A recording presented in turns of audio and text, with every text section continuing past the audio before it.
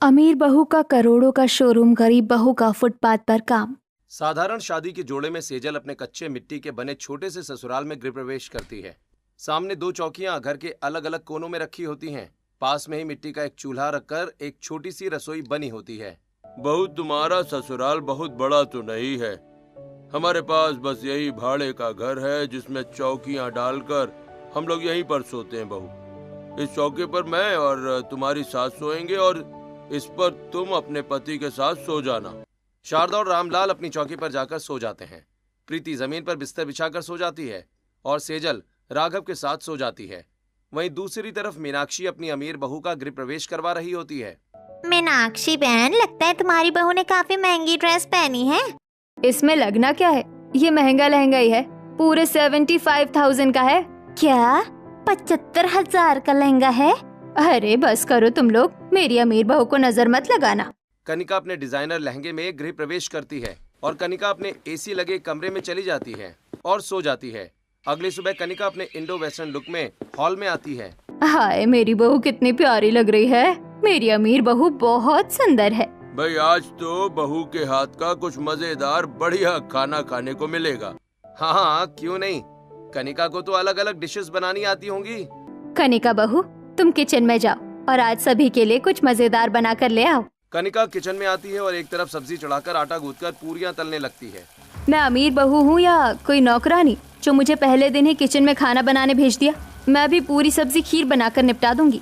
इतना कहकर कनिका पूरी सब्जी और खीर बनाती है और थोड़ी देर में डाइनिंग टेबल पर पहुंच जाती है। कनिका, तुमने पूरी सब्जी और खीर बनाई है? बहू, मैं तो सोच रहा था कि तुम कुछ अलग डिश बनाओगी, बड़ा मजा आएगा खाने में। पर पूरी सब्जी खीर ये तो हम रोज ही खाते हैं।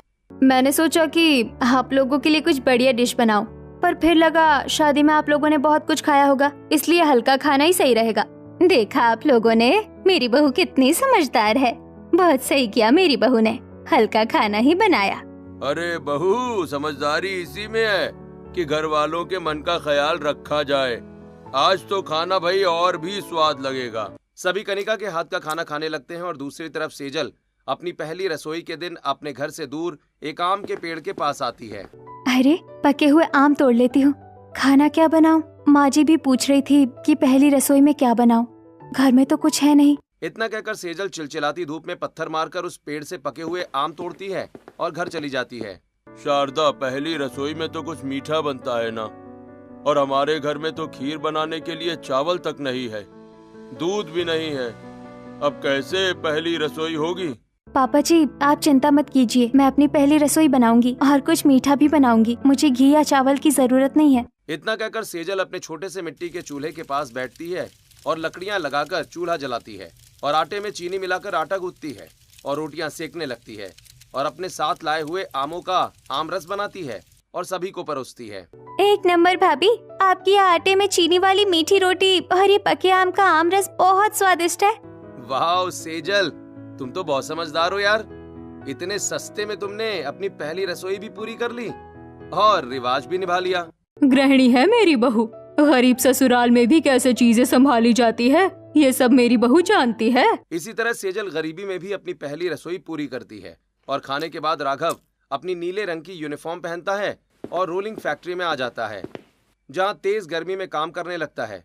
वहीं दूसरी तरफ कनिका बहू, तुम्हारी पहली रसोई तो पूरी हो गई। अब बताओ तुम्हें क्या नेक चाहिए? पहली रसोई के नेक में कुछ भी मांगूंगी तो देंगे। अरे हाँ बहू, अगर दे सका तो जरूर दूंगा। तुम बताओ। मुझे करोड़ों का शोरूम खोलना है। उस शोरूम की मालकिन मैं बनना चाहती हूँ और मैं ही उसे चलाऊंगी। बहू, तुझे करोड़ों का शोरूम क्यों खोलना है? इतने बड़े घर की बहू है, तेरा पति इतना अच्छा कमाता है, तू शोरूम का क्या करेगी? नहीं, आपने कहा था मैं जो मांगूंगी आप देंगे। मुझे करोड़ों का शोरूम ही चाहिए। अच्छा ठीक है, मैं कल ही बैंक से जाकर बात करूंगा। इतना कहकर राहुल अपने काम पर चला जाता है और कृष्णलाल और मीनाक्षी अपने अपने कमरे में चले जाते हैं। ऐसे ही दिन बीतते हैं और रात में राघव थका हुआ पसीने से लथपथ अपने घर लौटता है। सेजल तुरंत उसे पानी देती है। बाप रे, इतनी तेज गर्मी में रोलिंग मिल में काम करना तो ऐसा लगता है जैसे किसी ने भट्टी के अंदर फेंक दिया हो। आपकी मेहनत बेकार नहीं जाएगी, देखिएगा आपकी मेहनत भी एक दिन जरूर रंग लाएगी। सेजल अपने गरीब ससुराल में अपने पति का पूरा साथ देने की कोशिश करती है और वहीं दूसरी तरफ राहुल और कनिका बैंक में मैनेजर के साथ बैठे होते हैं। मिस्टर राहुल, हमने सारे लीगल डॉक्यूमेंट्स पूरे कर लिए हैं। आप जो करोड़ों का शोरूम खोलना चाहते हैं उसके लिए लोन भी पास हो जाएगा, लेकिन आपको ईएमआई समय पर भरनी पड़ेगी। डोंट वरी, मैं समय से पहले आपकी ईएमआई भर दूंगी और पूरा लोन भी चुका दूंगी। बस एक बार मेरा करोड़ों का शोरूम खुलने दीजिए। मैम, आप समझिए, आपका करोड़ों का शोरूम खुल ही गया। बस शाम तक पैसे आपके अकाउंट में आ जाएंगे। कुछ दिन बीतते हैं और बीच बाजार में कनिका एक कांच के दरवाजे वाला सुंदर शोरूम खरीदती है और बाजार में भीड़ लग जाती है, जहां लोग कनिका के शोरूम का उद्घाटन देखने के लिए खड़े होते हैं। मेरी बहू अपने ससुर से ही अपने करोड़ों के शोरूम का उद्घाटन करवाएगी। राहुल, मुहूर्त हो गया, मैं उद्घाटन करने जा रही हूँ। कनिका अपने करोड़ों के शोरूम का उद्घाटन करती है और अंदर चली जाती है, जहाँ एसी लगे होते हैं, रैक और काउंटर बने होते हैं। ये क्या, बहू ने तो मुझे उद्घाटन करने ही नहीं दिया। छोड़ो, कोई बात नहीं, उसकी इच्छा है अपने करोड़ों के शोरूम की, उसे पूरी करने देती हूँ। भाई बहू, तुमने करोड़ों का शोरूम तो खुलवा लिया, अब इसमें सामान कहाँ से लेकर आओगी? क्या क्या बेचोगी तुम? मैं अपने शोरूम में सिर्फ महंगे और ब्रांडेड कपड़े और फुटवेयर बेचूंगी। उद्घाटन के बाद सभी लोग घर चले जाते हैं और बाजार में घूम रहे सेल्समैन कनिका के शोरूम में आते हैं। जी, हम इस बाजार के डिस्ट्रीब्यूटर्स हैं। आप अपने शोरूम में हमारे कॉस्मेटिक प्रोडक्ट्स रख कर देखिए, बहुत अच्छे प्रोडक्ट्स हैं हमारे। तुम्हारे ब्रांड नेम, फेम, ना कोई ग्लैम। मैंने करोड़ का शोरूम खोला है, फुटपाथ पर दुकान नहीं लगाई है। तो मैम, आप शर्ट, जीन्स, पैंट जो भी रखना चाहती हैं हमें बताइए, हम आपको पहुंचा देंगे। ऐसे कपड़े मेरे घर के नौकर पहनते हैं। मैं अपने करोड़ों के शोरूम में सिर्फ बड़े ब्रांड के कपड़े ही बेचूंगी और मैंने ऑर्डर भी दे दिया है। मैम, आपको हर वैरायटी, हर रेंज के कपड़े और आइटम रखने चाहिए। वैसे तुम 2 टके के सेल्समैन को मुझे बताने की जरूरत नहीं है कि मुझे अपने शोरूम में क्या रखना चाहिए क्या नहीं। चुपचाप जैसे आए हो वैसे ही वापस निकल जाओ। कनिका सेल्समैन की बेइज्जती करके उसे भगा देती है। वहीं दूसरी तरफ सेजल पल्लू फटी साड़ी में सरकारी नल से प्रीति के साथ पानी भर रही होती है। ननन जी, आपका कॉलेज कब है? भाभी, बस अभी कॉलेज के लिए ही निकल रही हूँ। इतना कहकर प्रीति अपने कॉलेज के लिए निकल जाती है और थोड़ी देर में कॉलेज पहुँच जाती है। अरे वो देखो, हमारी कॉलेज की सबसे बड़ी गरीब आ गई। कॉलेज वालों को स्कॉलरशिप जरा सोच समझ कर देनी चाहिए। सभी कॉलेज में मेरे फटे कपड़ों का मजाक उड़ा रहे हैं और सच में कहाँ इनके शोरूम के महंगे कपड़े और कहाँ मेरे फुटपाथ के सस्ते कपड़े। प्रीति घर आती है और दुखी मन से सारी बात अपनी भाभी को बताती है। आज हमारी परिस्थिति खराब है तो लोग हमारा मजाक उड़ा रहे हैं। कल हमारी परिस्थिति ठीक हो जाएगी तो लोग हमें अपना दोस्त बनाने लगेंगे। इस तरह सबकी बातों को दिल पर नहीं लिया जाता है। और रही बात फटे कपड़ों की, ये तो मैं 2 मिनट में ठीक कर दूंगी। सेजल बहुत अच्छे से प्रीति के फटे कपड़े सिलने लगती है और सिलकर प्रीति को दे देती है। ऐसे ही एक दिन सेजल अपनी सास के साथ सब्जी मंडी आई होती है। बहन जी, क्या दे दूं आपको? भैया, मुझे तो वैसे आलू दे दीजिए। अच्छा, ये लीजिए आपके आलू और 20 रुपए हुए। भैया, 20 रुपए कैसे? 17 रुपए ही हुए हैं, बाजार में यही दाम है। इसी तरह सेजल बाजार में बार्गेनिंग करके कम दामों में अच्छी चीजें खरीदती है। तभी सेजल को उल्टियां होने लगती हैं और सर चकराने लगता है। शारदा सेजल को संभालती है। क्या हुआ बहू, क्या हुआ तुझे? तू ठीक तो है? हाँ माँ जी, मैं ठीक हूँ। बस 1 हफ्ते से जी मचल रहा है और कभी कभी सर घूम जाता है। और बहू, अचानक से सांसें तेज हो जाती होंगी और कुछ खट्टा खाने का मन करता होगा। हाँ माँ जी, पर आपको कैसे पता? बेटी, मैंने भी 2 बच्चों को जन्म दिया है। जब एक औरत गर्भवती होती है तब ऐसे लक्षण होते हैं। तू माँ बनने वाली है बेटी। शारदा सेजल को लेकर अपने घर आती है और सभी को ये खबर देती है। आज पड़ोसी और पूरा घर खुश हो जाता है। सेजल, तुमने मुझे दुनिया की सबसे बड़ी खुशी दी है, थैंक यू। अरे वाह भाई वाह, मैं दादा बनूंगा, मजा आएगा। अपने पोते पोतियों को पीठ पर बिठाकर पूरे घर में घुमाऊंगा मैं। अरे शारदा बहन, तुम्हारे घर आने का तो फायदा हो गया, खुशखबरी सुनने मिली। अब जल्दी से मुंह मीठा कराओ। कांति बहन, मैं तुम्हारा मुंह भी मीठा कराऊंगी और अपनी बहू की नजर भी उतरवाऊंगी। राघव बेटा, आते वक्त मिठाई लेते आना, समझा? राघव अपने लेबर की यूनिफॉर्म पहनकर फैक्ट्री में काम करने के लिए चला जाता है। रात में मिठाई लेकर लौटता है। शारदा पड़ोसियों और पूरे घर में मिठाई बांटती है। घर वाले सेजल का खास ख्याल रखने लगते हैं और सेजल भी संभालते हुए घर के काम करती है। तभी एक दिन राघव रोलिंग फैक्ट्री में मशीन में गरम सरिया डाल रहा होता है। हाँ, मैं दिन रात मेहनत करूंगा, ओवर टाइम भी करूंगा और अपने परिवार के साथ बहुत खुशी खुशी रहूंगा। इतना सोचते सोचते राघव अपने सपनों में खो जाता है, फूलों के बागीचे में, जिसमें एक छोटी सी बच्ची आगे आगे दौड़ रही होती है और राघव और सेजल उसके पीछे पीछे दौड़ रहे होते हैं। पापा मुझे पकड़ो, मम्मी मुझे पकड़ो। अरे मैं कैसे पकड़ूं अपनी गुड़िया को, वो तो भाग रही है। अरे मेरी गुड़िया रुक जा, यहाँ वहाँ मत भाग। अचानक राघव को होश आता है। राघव का हाथ मशीन के अंदर फंस जाता है और मशीन राघव के हाथ को लगातार अंदर खींच रही होती है। माँ बहुत दर्द हो रहा है। अरे मेरा हाथ, अरे कोई बचाओ प्लीज। अरे कोई बचाओ। मशीन राघव के हाथ को कंधे तक अपने अंदर खींचकर चिपटा लेती है। राघव पूरा लहूलुहान हो जाता है। राघव के को-वर्कर्स तुरंत मशीन को बंद करते हैं और राघव को खींचकर बाहर निकालते हैं। राघव का हाथ लटक रहा होता है। अरे जल्दी करो, इसे अस्पताल लेकर जाओ।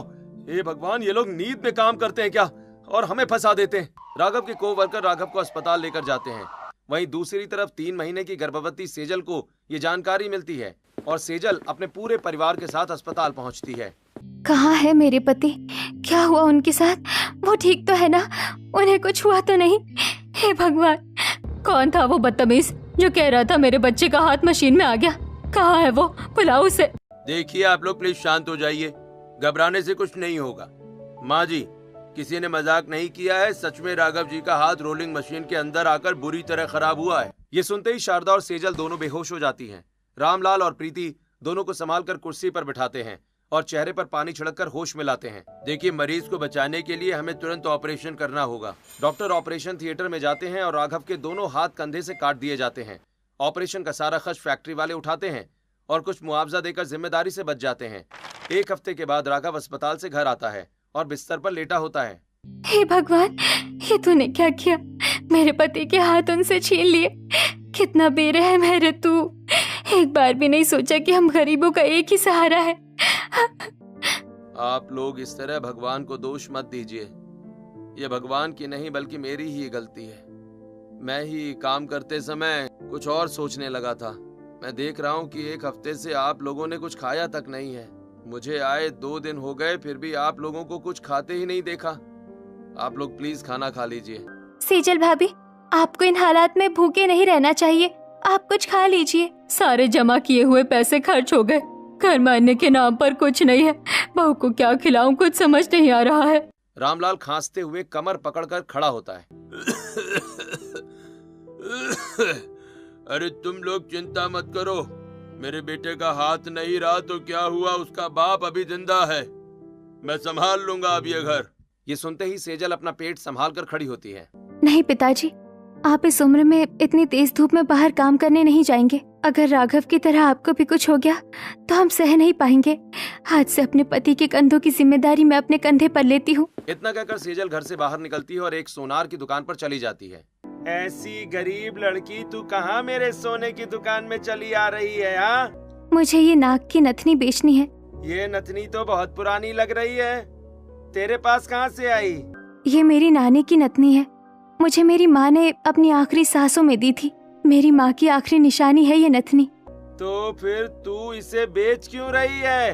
मेरे पति के दोनों हाथ कट गए हैं। मुझे अपना घर चलाना है, इसीलिए मैं इसे बेच रही हूँ। इसे बेचकर भी तुझे ज्यादा पैसे नहीं मिलेंगे। इतने पैसों में तेरा घर कैसे चलेगा? क्या करेगी तू? मुझे तो सिर्फ सिलाई कढ़ाई ही आती है और मैं क्या कर सकती हूँ। देख, एक काम कर, मैं तुझे इसके बदले में जो पैसे देता हूँ उनसे बच्चों के कपड़े खरीद। वो कम दाम में ज्यादा मिलेंगे, उन्हें लेकर बाजार में बेच, तुझे मुनाफा जरूर होगा। सेजल आखिरी बार अपनी माँ की नथनी को दिल से लगाकर रोती है। नथनी बेचकर पैसे लेकर एक बड़े बाजार में जाती है। बच्चों के 10 जोड़ी कपड़े खरीदती है और कड़कड़ाती धूप में फुटपाथ पर प्लास्टिक बिछाकर बेचने बैठ जाती है। सामने ही कनिका का शोरूम होता है। बाजार में चारों तरफ कपड़े की दुकानें और तरह तरह के खाने पीने की दुकानें होती हैं और कई सारे लोग सामानों की खरीदारी भी कर रहे होते हैं। बच्चों के कपड़े ले लीजिए, बच्चों के मुलायम बढ़िया कपड़े ले लीजिए। सेजल मनी मन सोचती है कि इतनी तेज धूप में बैठी हूँ, पेट में दर्द भी शुरू हो गया है, पर अभी तक एक भी कपड़ा नहीं बिका। फुटपाथ पर बैठी सेजल को सभी लोग नजरअंदाज करते हुए आगे बढ़ जाते हैं। वहीं दूसरी तरफ कनिका अपने एसी वाले शोरूम में एक कस्टमर को सैंडल बेच रही होती है।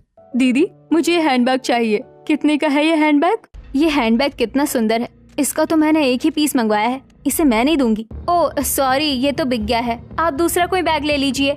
नहीं, मुझे यही बैग चाहिए, आप दूसरा पीस दे दीजिए। बड़े अनपढ़ गवार हो क्या? मैंने बताया ना ये ब्रांडेड है, 50,000 का है और एक ही पीस मिलता है। अरे तो इतना मुंह टेढ़ा करके क्यों बोल रही है? नहीं लेना मुझे आपके पास से कुछ, मैं जा रही हूँ। नीलम कनिका के शोरूम में चली जाती है और कनिका वो हैंडबैग अपने पास रख लेती है।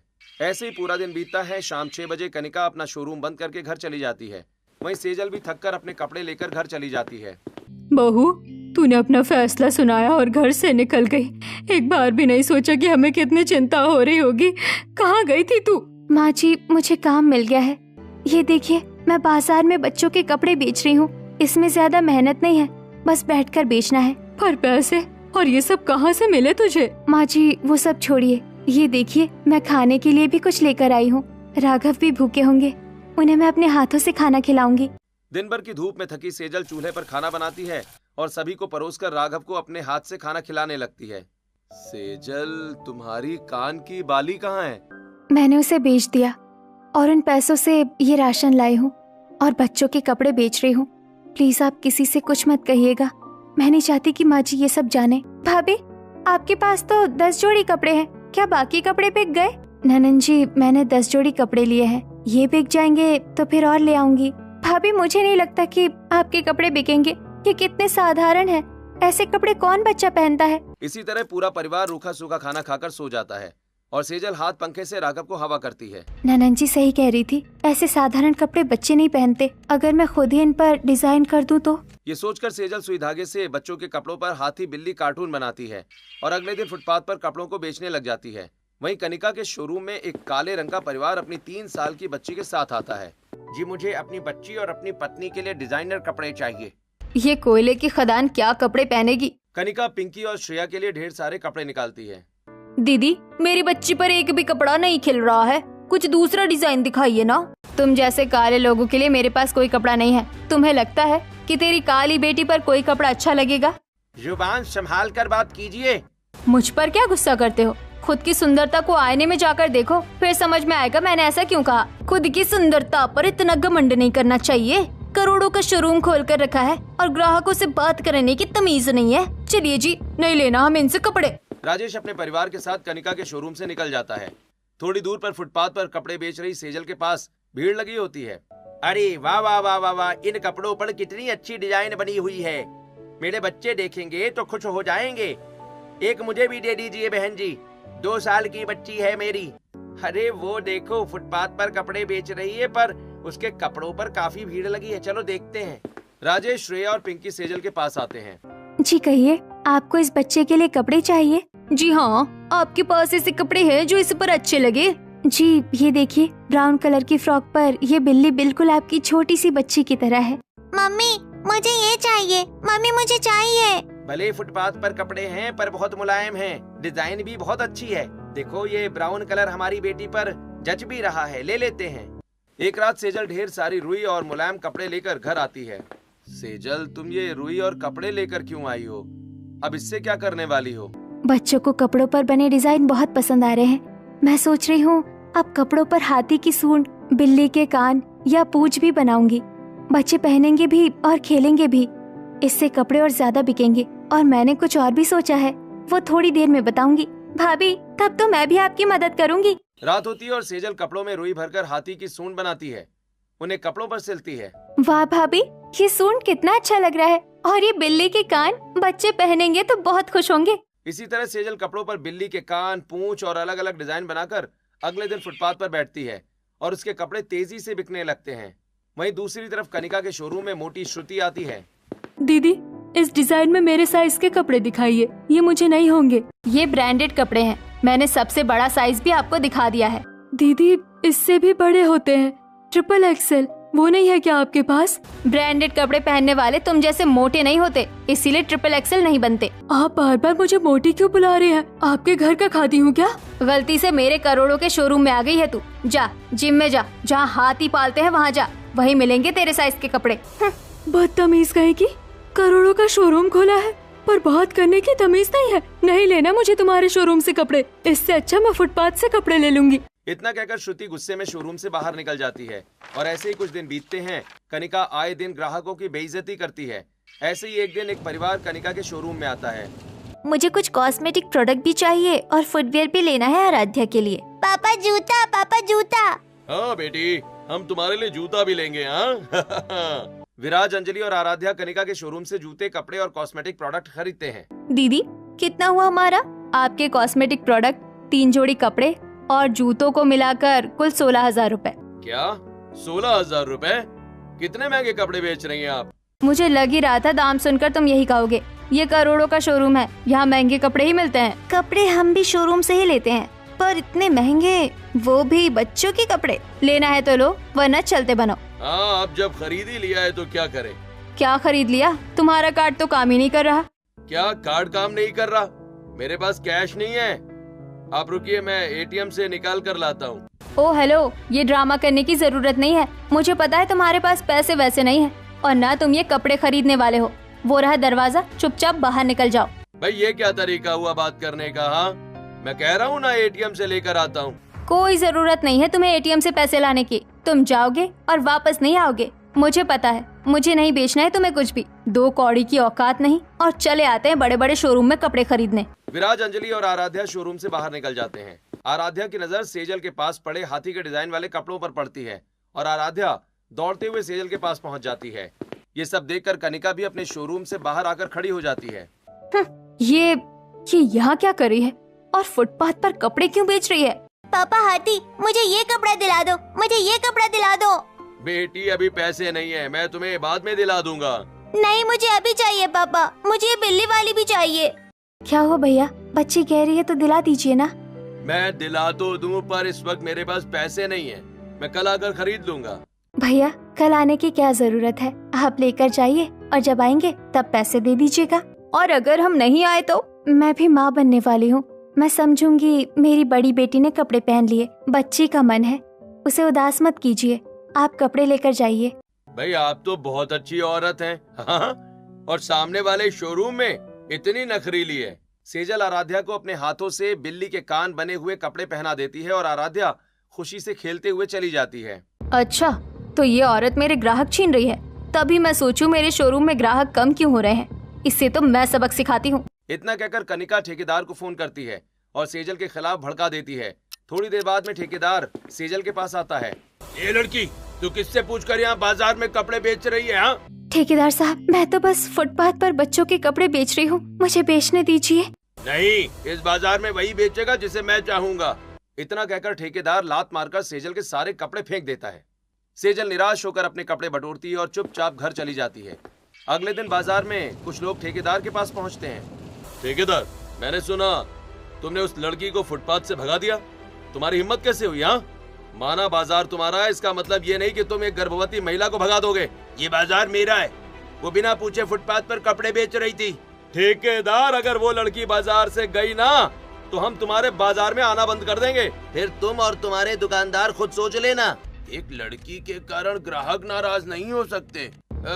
देखो, मुझे उस लड़की से कोई दिक्कत नहीं है।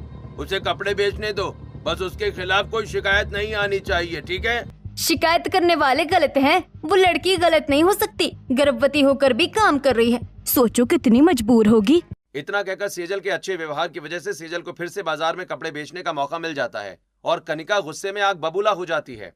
वहीं दूसरी तरफ सेजल बाजार में एक मोची के पास आती है। चाचा, बाजार में सबसे अच्छे जूते आप ही बनाते हैं, मुझे बिना डिजाइन की जूतियाँ चाहिए। बेटी, बिना डिजाइन की जूतियों का क्या करोगी? चाचा, मैं अपने हिसाब से डिजाइन करूंगी, आप बस बना दीजिए। जब जरूरत होगी 1 हफ्ते पहले बता दूंगी। अच्छा बेटी, मेरे पास कई जूते बने हैं, तुम ले जाओ, बेचने के बाद पैसे दे देना। सेजल मोची से सभी साइज के जूते घर लेकर आ जाती है और रात में जूतियों पर लरी, जड़ी, स्टोन और चमकीले मोती लगाकर राजस्थानी जूतियां तैयार करती है और अगले दिन बाजार में बेचने बैठ जाती है। अरे भाई वाह, ये जूतियाँ कितनी सुंदर हैं। कितने की हैं? 150 रुपए की है। क्या सिर्फ 150 रुपए में? मैंने ऐसी जूती तो 1000 रुपए की देखी थी। आप मुझे दे दीजिए। इसी तरह सेजल कपड़ों के साथ अपनी डिजाइन की हुई जूतियां भी बेचने लगती है और धीरे धीरे अच्छे पैसे कमाने लगती है और घर की हालत सुधरने लगती है। वहीं कनिका अपने व्यवहार से ग्राहक को खोने लगती है। एक दिन रात को कनिका घर में टीवी देख रही होती है और राहुल थका हारा हुआ घर आता है। कनिका, एक गिलास पानी दे दो यार। मैं क्यों दूं पानी, खुद लेकर पी लो। तुम शोरूम में बैठती हो, काम तो नौकर ही करते हैं ना। मेरी गाड़ी खराब थी, मैं पैदल आया हूँ, एक गिलास पानी भी नहीं दे सकती क्या? मैं नहीं दे रही, और मैंने खाना खा लिया है। तुम्हें खाना हो तो खा लेना। इतना कहकर कनिका कमरे में चली जाती है और राहुल उदास हो जाता है। वहीं दूसरी तरफ दिन भर की थकान के बाद सेजल घर लौटती है। राघव का शरीर भीगे कपड़े से साफ करती है, उसे कपड़े पहनाती है और दवाइयां देकर खाना खिलाती है। सेजल, मेरे हाथ कट जाने के बाद भी तुम मेरी इतनी सेवा करती हो, गर्भवती होकर भी इतनी मेहनत करती हो। मुझे गर्व है यार तुम पर। मैं कुछ नया नहीं कर रही, अपने घर वालों के लिए कर रही हूँ। कुछ दिन के बाद कनिका पुलिस को सेजल के पास भेजती है।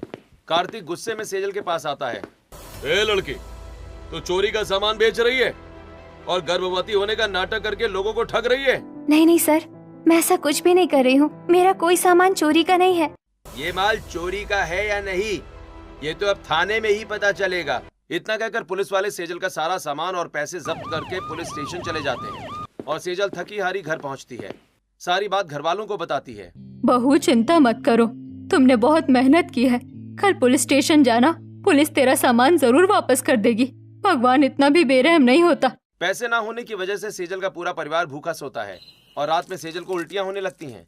अगली सुबह सेजल प्रीति के साथ थाने पहुंचती है और पूरा दिन भूखे प्यासे बैठकर सीनियर इंस्पेक्टर आशुतोष से मिलती है। भाई, मैं क्यों विश्वास करूं कि तुम्हारा सामान चोरी का नहीं है?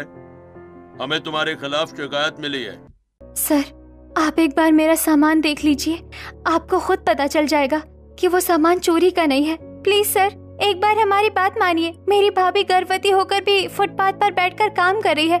आपको लगता है हम ऐसा करेंगे? आशुतोष सेजल का सारा सामान मंगवाता है और एक एक सामान ध्यान से देखता है। तुम लोग पुलिस वाले हो या बैलगाड़ी चलाने वाले? हाँ, दिखता नहीं है? सब हाथ से सिलाई की हुई चीजें हैं। ये डिजाइन, ये जूतियां सब हाथ से बनाए गए हैं और तुम इसे चोरी का माल बता रहे हो। एक गर्भवती महिला को परेशान कर रहे हो तुम। सीनियर इंस्पेक्टर पूरे सम्मान के साथ सेजल को सारा सामान वापस कर देता है। कुछ दिन के बाद सेजल फिर से फुटपाथ पर कपड़े बेच रही होती है। तभी विराज सेजल के पास आता है। अरे, आज बच्ची को नहीं लाए? नहीं, आज सिर्फ मैं आया हूँ और आपके लिए एक ऑफर भी लाया हूँ। मैं इस बाजार में एक दुकान देख रहा था। मैं अपनी फैमिली के साथ अमेरिका जा रहा हूँ। मैं चाहता हूँ कि वो दुकान आप ले लें, जब पैसे हो तब दे देना। क्या सच में? हाँ हाँ हाँ, दुकान तैयार है, चलिए उद्घाटन कीजिए।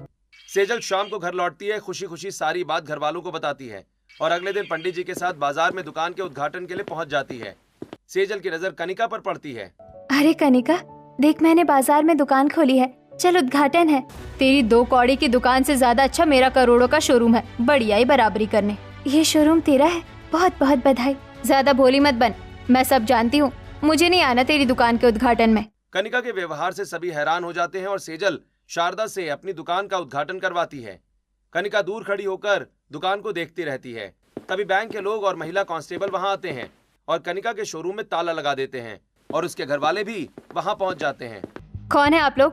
मेरे शोरूम में ताला लगाने की हिम्मत कैसे हुई? आपने बैंक से लोन लेकर ये शोरूम खोला है और पिछले 3 महीने से आपने EMI तक नहीं भरी है। क्या तुमने EMI तक नहीं भरी? पर क्यों? इसका मतलब गिरवी रखा हुआ घर, उसका क्या हुआ? आपका घर और ये शोरूम बैंक ने जब्त कर लिया है। इसे बेचकर बैंक अपना पैसा निकालेगा। इतना कहकर बैंक वाले चले जाते हैं और एक झटके में कनिका की गलतियों की वजह से पूरा परिवार सड़क पर आ जाता है। वहीं दूर खड़ी सेजल ये सब सुन लेती है और कनिका के पास आती है। देख, मैंने सब सुन लिया है, तुम्हें परेशान होने की जरूरत नहीं है। अपने परिवार के साथ मेरे घर चलो। एहसान दिखाने की जरूरत नहीं है, मैं नहीं आऊंगी तेरे घर। बहू, आज तेरी गलतियों की वजह से हम उससे भी ज्यादा गरीब हो गए हैं। उनके पास घर है, दुकान है, हमारे पास कुछ भी नहीं बचा। सेजल कनिका और उसके पूरे परिवार को अपने घर लेकर आती है, बिठाती है और पानी पिलाती है। सेजल बेटी, तुम बहुत अच्छी हो, पर कनिका तुमसे इतनी चिढ़ती क्यों है? क्योंकि कॉलेज के स्टेज पर सेजल पारंपरिक राजवाड़ी कपड़ों में और कृतिका वेस्टर्न ड्रेस में खड़ी होती है। हमारे कॉलेज के एनुअल फंक्शन की विनर है सेजल। कृतिका बहू, सेजल अपने हुनर से जीती थी। तुम करोड़ों का शोरूम खोलकर भी कुछ नहीं कर पाई और सेजल ने फुटपाथ पर अपने हाथों की कलाकारी से पूरे बाजार का दिल जीत लिया और फुटपाथ से दुकान तक का सफर तय किया। सेजल ने तुम्हारे साथ कोई चीटिंग नहीं की थी। कृतिका, कनिका, मैंने तुमसे कभी कोई बैर नहीं रखा। तू तो मेरी बहन जैसी है। उस कंपटीशन को भूल जा और हाथ मिलाकर दोनों बहनें मिलकर काम करेंगे। कनिका पुराने गिले शिकवे भूलकर सेजल के गले मिलती है। सेजल और कनिका साथ में अपनी दुकान चलाने लगती हैं। और धीरे धीरे दोनों के घर की परिस्थितियां सुधर जाती हैं।